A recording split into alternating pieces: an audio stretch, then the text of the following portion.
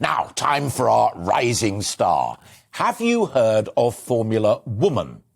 It's a competition to encourage women to get into motorsport, and more than 800 around the world entered to be in with a chance to race in the prestigious GT Championships as they look for the next female motor racing champion. Well, my next guest has been named in the top 50 contenders to win a seat in the televised GT Championships of 2022. And even more than that, an opportunity to drive a McLaren GT.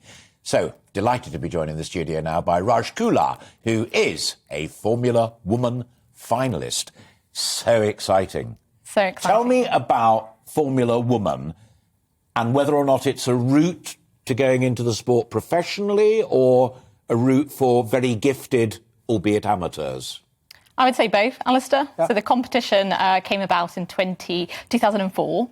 And it's now coming back again after all of those years. So it's open to women over the age of 17 with a driving licence, essentially. So amateurs, ideally those without a racing licence, because it is about giving the opportunity to those women who haven't been in the sport before. And fans of the sport, which include me and obviously you, will know about David Coulthard's W Series, which Lewis Hamilton also supports. It's different from that because it's not specifically to get women into F1, it's to get women into motorsport more generally and GT cars.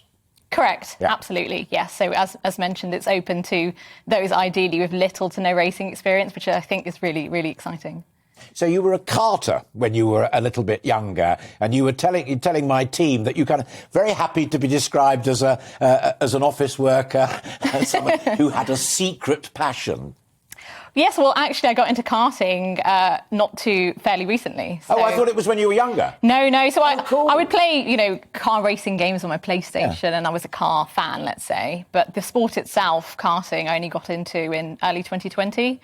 So it's been a steep learning curve, a steep journey, but, completely addictive, of course, as motorsport. I mean, it is an interesting connection, isn't it? Because, again, going back to the biggies in F1, predominantly, almost exclusively men, unfortunately, at the moment, but women too.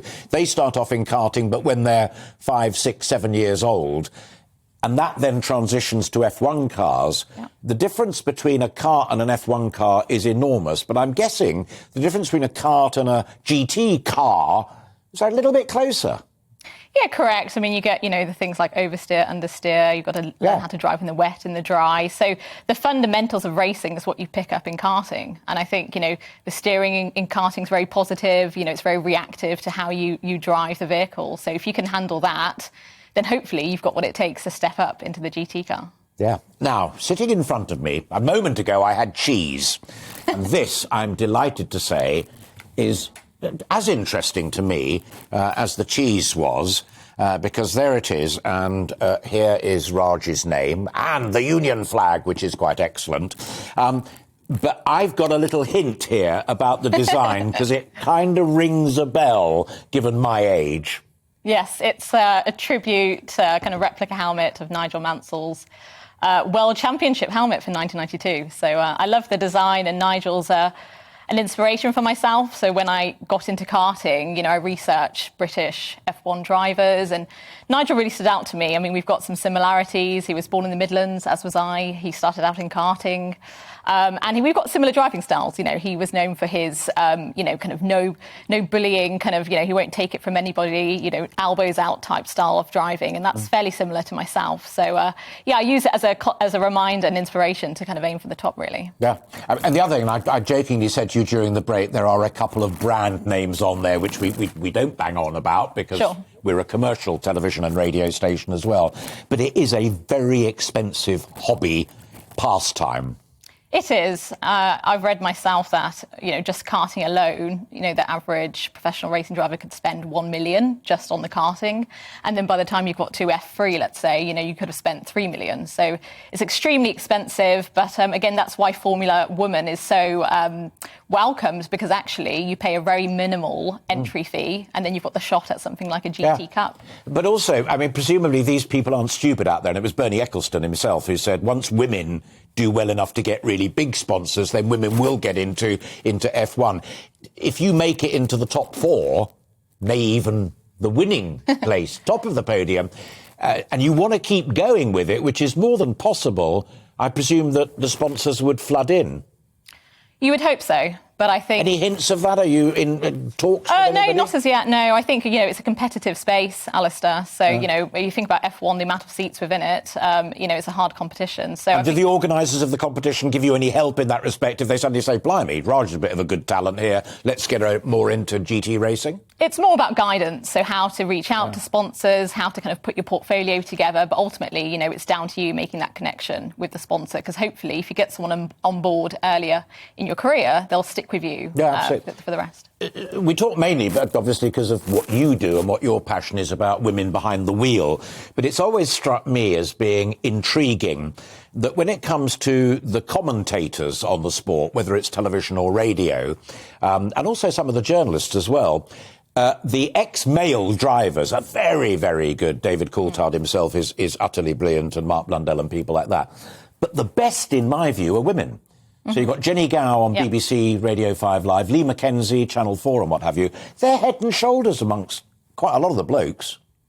Yeah, and in my opinion, it shouldn't really matter, whether you're a woman or a man. I think, the more women that enter the sport, the more inspirational it's going to be for young girls coming up. But I think absolutely, the more they hear women representing the sport, talking and commentating and obviously being on the podium, hopefully is a good thing. Yeah, I mean, I agree with you in terms of the sexism element of it, but I've had it explained to me that one of the fundamental differences is purely physical. It's about core physical strength. And if you're driving a motor car at, over 150 miles an hour, the G-forces when you corner and the rest of it, it does take a certain amount of physical strength that may not naturally come to most women, some of course, but does come more naturally to men.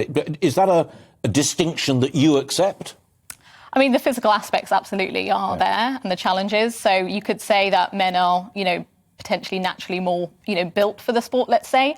But there's absolutely no reason why, a woman couldn't make it to the top of the game. You think about, rally racing, Michelle, for example, back in the 80s. That was a very tough, car that she was driving, for example, and she nearly got the world championship. And then you've got, Jamie Chadwick now making a name for herself. She's brilliant. She's in the Coulthard W Series. Yeah, absolutely. And then you've got, Danica Patrick in the US as well, who was the first woman to win, an IndyCar race. So I think women can do it. It's just the fact that not enough are entering at a younger age. We've only just met, and I've grown to like you already, but please do me a favour and promise me that whatever else you do with your motor racing sport habit, do not go into Indy.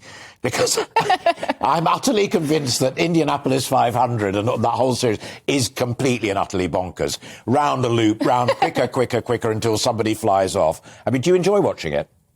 I don't watch it so much, but I have actually done a stock car race in an oval setup before, just the one time. And, it was tough, but I actually did win it. So it was an amateur race. But, wow, brilliant. Yeah.